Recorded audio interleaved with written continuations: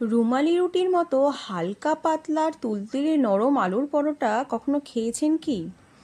আজকের রেসিপি আলুর পরোটা, যাতে থাকবে হেলদি টুইস্ট, যা আপনি আপনার ডায়েট চার্টেও অ্যাড করতে পারবেন।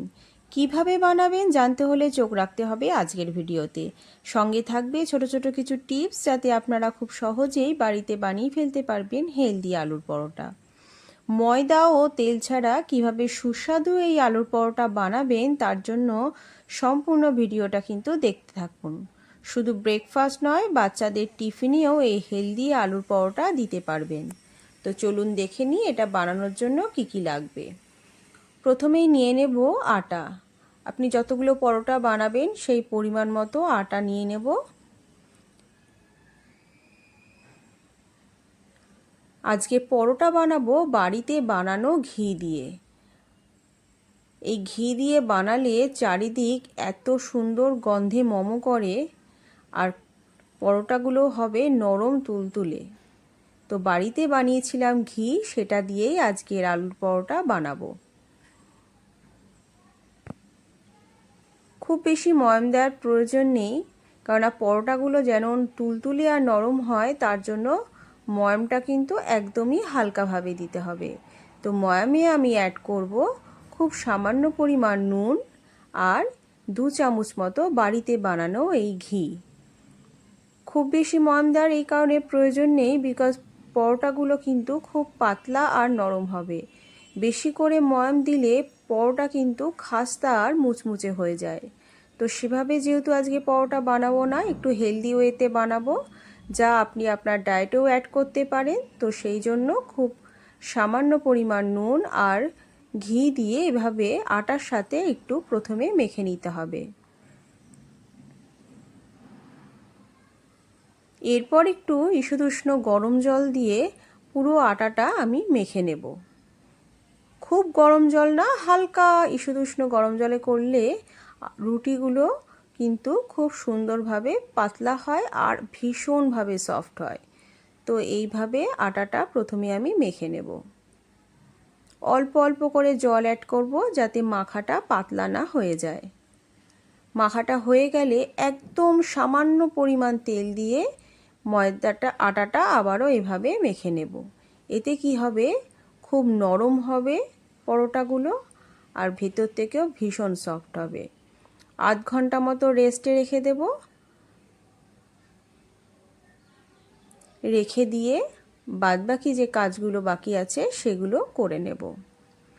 বানানোর জন্য প্রথমেই আলুগুলোকে আমি কুকারে সেদ্ধ করে নিয়েছি। খুব নরমভাবে কিন্তু সেদ্ধ করতে হবে, শক্ত যেন একদমই না থাকে। আর মাখতেও হবে ভীষণ নরমভাবে, ভেতরেও যেন শক্ত দানা দানা না থাকে।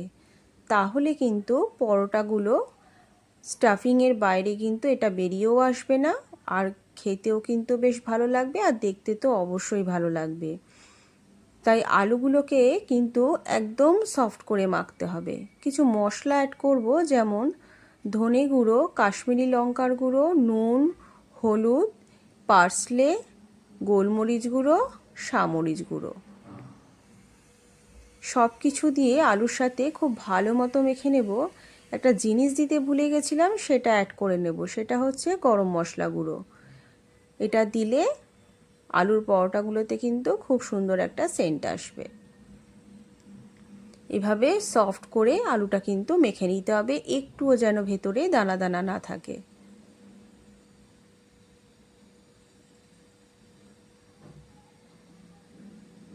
এরপর আটাটা যে মেখেছিলাম সেখান থেকে লেচি বানিয়ে নিতে হবে।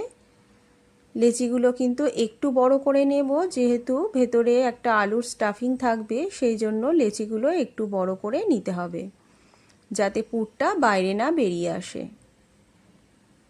সবকটা লেচি কেটে নিয়ে